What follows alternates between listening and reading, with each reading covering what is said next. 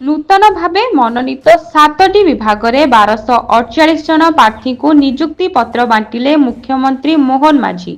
नियुक्ति मेलारे मुख्यमंत्री कहिसंती 21टी बड़ कार्यक्रम 11टी कार्यक्रम आमे करिछु।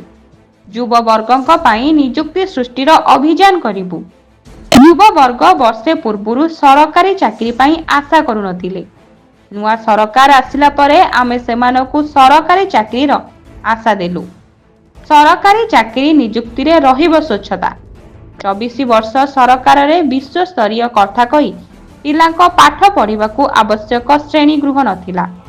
नुआ सरकार रे आमे गोटिए दिन भी विश्राम न नेई काम करूछु। आमर मंत्री अधिकारी जिला ग्रस्त करी रिपोर्ट देउछंती।